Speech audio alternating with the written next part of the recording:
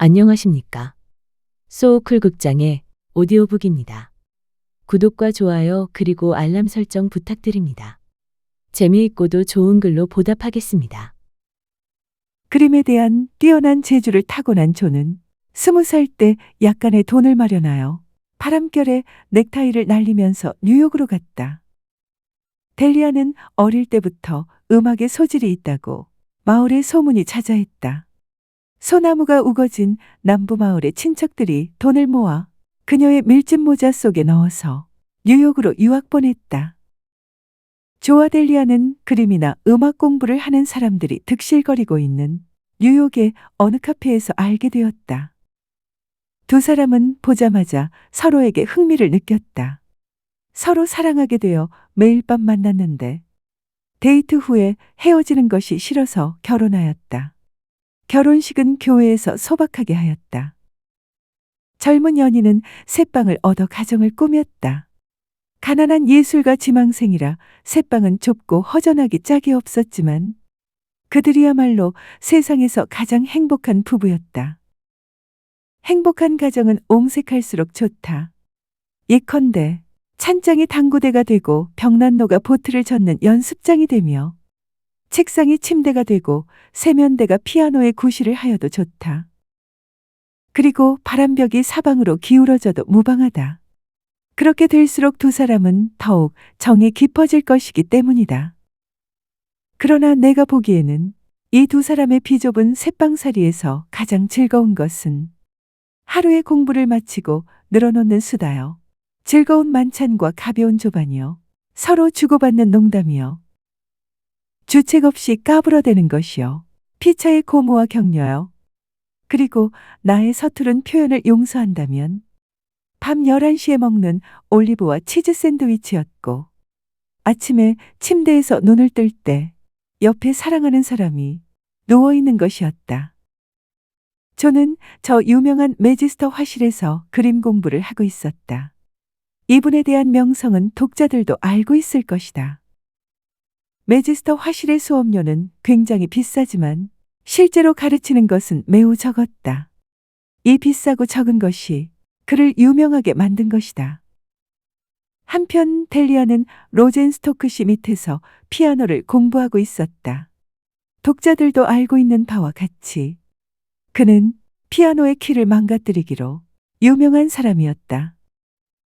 두 사람의 희망이자 꿈은 여러분이 생각하는 것과 똑같다.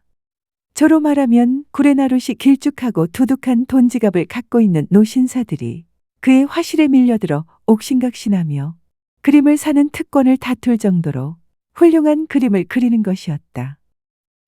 델리아는 음악의 정통한 대가가 되어 만일 관객석에 빈자리가 있을 때는 목구멍이 아프다고 핑계하고 자기의 전용 식당에서 새우 요리를 먹으면서 연주할 것을 거절할 수도 있는 것이었다. 하지만 사랑은 사랑이고 눈앞에 닥친 현실은 현실이었다. 깍쟁이 같은 말이지만 두 사람에게는 나가는 돈밖에 없었고 들어오는 돈이 하나도 없었다. 당연하게 매지스터 선생이나 로젠스토크 선생에게 바칠 돈도 없었다. 인간은 자기의 예술을 사랑할 때는 어떠한 고생도 감수하는 법이다. 델리아는 생계를 위해 음악 개인 지도를 하는 수밖에 없었다. 며칠 동안 문화생을 구하러 돌아다니더니 하루는 의기양양하게 집에 들어와서는 싱글벙글하였다. 여보, 아이를 하나 찾아내었어요. 어쩌면 사람이 그렇게 좋을 수 있을까요? 71번가에 있는 육군대장 펑크니 장군의 따님이래요. 저택이 아주 으리으리하더군요. 당신에게 그 집 현관을 보여주고 싶을 지경이에요. 당신이 그 집을 보면 비잔틴식 건물이라고 할 거예요. 내부도 꽤 볼만해요. 전 여태까지 그런 집을 본 적이 없어요. 제가 가르칠 아이가 바로 그 집 따님 클레멘티나예요. 전 벌써 그 아이에게 홀딱 반했어요. 그 아이는 언제나 몸에 흰옷을 걸친 상냥하고 말쑥한 아가씨예요. 인제 겨우 16이래요. 저는 한 주일에 3번씩 가르치러 가기로 했어요. 그런데 여보, 한 번에 $5래요. 그것도 괜찮다고 생각해요. 제자가 두서너 명 더 늘면 저도 로젠스토크 씨에게 배우러 갈 수 있을 테니까요. 인제 됐어요. 저녁이나 먹읍시다. 저는 식칼과 손도끼로 콩 통조림을 뜯고 있었다. 델리야, 당신은 그걸로 족할 테지만 난 어떻게 하란 말이야? 당신을 돈벌이에 내보내는 주제에 내가 어떻게 예수를 운운할 수 있겠어? 말도 안 돼. 나도 신문장수나 자갈공사인부 노릇이라도 해야겠어.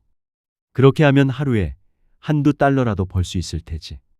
델리아는 남자의 목을 끌어안았다. 별소리를 다 하시네요. 당신은 공부를 계속하셔야죠. 전들 뭐 음악을 버리고 딴짓하는 건가요? 가르치면서 배우는 거예요. 음악과 담을 쌓는 건 아니에요. 게다가 한 주일에 15달러만 있으면 우리도 남부럽지 않게 잘 살 수 있어요. 당신은 매지스터 선생 곁을 떠날 생각은 꿈에도 하지 말아요. 저는 파란 채소 접시에 손을 내밀면서 말하였다. 그렇지만 남을 가르친다는 건 당신을 위해 좋은 일은 못 돼. 그건 예술이 아니야. 그래도 그걸 더 하려고 들다니. 당신은 정말 믿음직스럽고 착해. 누구나 자기 예술을 사랑하게 되면 어떠한 봉사도 아끼지 않는 법이에요. 하고 그녀는 말하였다. 내가 며칠 전에 중앙공원에서 그린 스케치 말이야. 매지스터 선생이 하늘이 잘 됐다고 칭찬해 주더군 그래. 그리고 탕클 녀석이 내 스케치를 2장 자기 가게 진열장에 걸어주겠다고 했어. 혹시 돈푼이나 있는 너그러운 바보 눈에라도 뜨이면 팔릴지도 몰라. 델리아는 상냥한 목소리로 맞장구를 쳤다. 팔리고 말고요. 자, 이제 우리는 핑크니 장군과 이 송아지 고기에 감사드립시다. 그 후 한 주일 동안 이들 내외는 일찍 아침을 먹었다. 저는 중앙공원에서 아침 풍경의 스케치를 열심히 하고 델리아는 조에게 아침을 지어주고 잔시중도 들어주며 칭찬까지 해주고 키스도 잊지 않고 아침 7시에 그를 밖으로 내보냈었다. 예술이란 이를테면 약혼한 여인이나 마찬가지다. 저는 저녁 7시경이면 집에 돌아오곤 하였다. 주말이 되자 델리아는 어깨를 으스대면서 그러나 어딘가 피로한 듯한 얼굴로 테이블 위에 5달러 지폐 석 장을 내던지고는 약간 지친 듯한 어조로 말하였다. 그 클레멘티나가 때때로 사람의 속을 무더니 썩이는군요. 연습이 부족한 탓이에요. 그래, 몇 번이고 같은 걸 되풀이해야 해요. 입고 있는 옷은 언제나 흰 색깔이라 단조롭기 짝이 없어요. 그렇지만 핑크니 장군은 매우 친절한 분이에요. 저와 클레멘티나가 피아노를 치고 있으면 가끔 와보셔요. 그 사람 호랍이래요. 알고 계시죠? 곁에서 염소 수염 같은 흰 수염을 쓰다듬으면서 어때? 인제 여러 가지 소리를 낼 수 있게 됐나? 하고 묻지 않겠어요. 클레멘티나는 좀 더 건강했으면 해요. 그 애는 가끔 마른 기침을 하거든요. 전 그 애가 얼마나 좋은지 몰라요. 온순하고 착하니까요. 그리고 핑크니 장군의 동생분은 볼리비아 공사를 지낸 분이래요. 저는 10달러와 5달러, 2달러 그리고 1달러의 지폐를 호주머니에서 꺼내어 델리아가 내놓은 돈 곁에 얹어 놓았다. 피오리아에서 온 분이 그 수채화를 사갔어. 하고 으스대면서 말하였다. 거짓말 말아요. 피오리아에서 오긴 누가 와요. 정말이라니까. 처음에 탕클의 진열장에서 그 스케치를 보고 풍찬 줄 알았다나. 어쨌든 사주었으니 땡이지 뭐야. 그리고 또 주문까지 했어. 유아를 한 점 부탁하는 거야. 고향에 갖고 가겠대. 그분은 음악 교수야. 그러고 보니 당신은 나보다 더 예술과 인연이 있나 보군. 델리아는 말하였다. 당신이 예술을 꾸준히 계속하고 있는 걸 전 정말 기쁘게 생각해요. 당신은 반드시 성공하실 거예요. 여보, 자그마치 33달러나 돼요. 우린 여태까지 이렇게 많은 돈을 가져본 적이 없어요. 오늘 밤에는 굴 요리를 먹어요. 네. 버섯이 달린 지느러미 살도 맛 좋지. 올리브용 포크는 어디 있어? 하고 조가 물었다. 토요일 저녁에는 조가 먼저 집에 돌아왔다. 그는 테이블 위에 18달러를 내어놓고 까만 페인트 같은 것이 더덕더덕 묻은 손을 씻었다. 반 시간쯤 지나 델리아가 돌아왔다. 그녀의 오른손에 붕대가 흉하게 감겨 있었다. 델리아는 어색하게 웃어 보였지만 별로 기쁜 것 같지는 않았다. 클레멘티나가 수업이 끝나자 토끼고기를 달라고 졸라댔어요. 참 이상한 아이예요. 오후 5시에 토끼고기가 먹고 싶다니. 마침 장군이 옆에 계셨어요. 그는 식모도 안중에 없는 듯 몸소 식탁용 풍로를 가지러 가는 거예요. 전 그 모습을 당신에게 보여주고 싶더군요. 클레멘티나는 워낙 몸이 약하여 마구 신경질을 부리는 거예요. 그래, 토끼고기를 접시에 옮길 때 그 지글지글 끓는 놈을 내 손등에 흠뻑 쏟았지. 뭐해요. 얼마나 뜨거웠는지 혼났어요. 그 애도 미안해서 쩔쩔매더군요. 그리고 핑크니 장군도요. 그는 미친 사람처럼 계단을 단숨에 뛰어내려가 화부인지 지하실에서 일 보는 사람인지를 무작정 불러서 약방에 고약과 붕대를 사러 보냈어요. 지금은 과히 아프지 않군요. 저는 그녀의 손을 살며시 잡고 붕대 밑에 있는 흰 끈 같은 것을 잡아당기면서 무엇냐고 물었다. 뭔지 모르겠지만 고약이 묻어 있어요. 또 스케치를 팔았어요. 그녀는 테이블 위에 있는 돈을 보고 말하였다. 그럼 팔고 말고 피오리아에서 온 그분에게 물어보란 말이야. 오늘 그림을 넘겨주었어. 아직 확실치는 않지만 공원 그림과 허드슨강 풍경화를 부탁할 생각이래. 그런데 당신이 손을 댄 게 몇 시쯤이지? 델리아는 침울한 얼굴로 대답하였다. 5시쯤일 거요. 그 토끼고기가 마침 다 익었거든요. 조, 당신은 그때 핑크니 장군이 델리아, 이리 좀 앉아요. 저는 이렇게 말하고 그녀를 침대 가까이 데리고 갔다.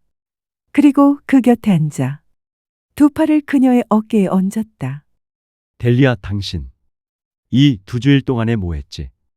그녀는 잠시 사랑스러운 눈으로 핑크니 장군의 이야기를 꺼내어 자기 입장을 얼버무리려고 하였으나 드디어 고개를 숙이고 눈물을 흘리면서 사실을 고백하였다. 배울 아이를 못 구했어요. 그렇다고 차마 당신의 공부를 중단하게 할 수는 없고 해서 23번가의 큰 세탁소에 가서 셔츠를 다리는 일을 맡았지요. 핑크니 장군과 클레멘티아 이야기는 제가 적당히 꾸며낸 거예요. 오늘 오후에 세탁소의 한 여직공이 제 손등에 뜨거운 다리미를 잘못 놓았지. 뭐예요? 전 집에 돌아오면서 토끼 고기 이야기를 꾸미노라고 온통 정신이 팔렸었어요. 여보, 화가 났나요? 아무튼 제가 일자리를 구한 건 잘했지. 뭐예요? 그렇게 하지 않았다고 해봐요. 아마 당신의 스케치도 피오리아서 온 그분에게 팔리지 않았을지 몰라요. 하긴 그분은 피오리아에서 온 게 아니야. 저는 나지막한 목소리로 말하였다. 어디서 왔건 관계없어요. 여보, 저에게 키스해주세요. 제가 클레멘티나에게 음악을 가르치고 있지 않다는 걸 어떻게 의심하게 되셨어요? 난 지금까지 당신을 의심하지 않아서. 아까까지만 해도 아무것도 몰랐어. 오늘 오후에 2층에서 세탁소의 한 여자 종업원이 다리미에 대었다고 하지 않아. 그래, 이 손뭉치와 고약을 주워 보냈지. 나는 지난 2주일 동안 그 세탁소에서 엔진에 석탄을 떼고 있었거든. 그럼 당신은 피오리아에서 온 내 손님과 당신의 핑크니 장군은 예술적인 창작품이야. 하긴 그림도 음악도 아니지만 말이야. 두 사람은 서로 얼굴을 마주보고 씩 웃었다. 조가 말하였다. 누구나 자기 예술을 사랑하게 되면 어떠한 봉사도. 그러자 델리아는 그녀의 앵두 같은 입술을 조의 입술에 가만히 덮으면서 말하였다. 아니에요. 여보, 서로를 정말로 사랑하기 때문에 그러는 것이에요. 들어주셔서 고맙습니다. 용어 풀이와 참고 문헌 그리고 자료 출처는 명기만 하고 따로 읽지는 않겠습니다. 참고하시기를 바랍니다.